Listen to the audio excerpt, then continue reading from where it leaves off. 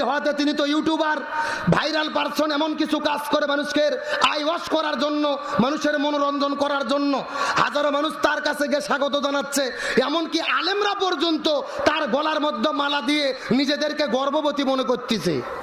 কথা কন না কে? কিন্তু ব্যারিস্টার সুমনের ইতিহাস ভুলে গেলে হবে না।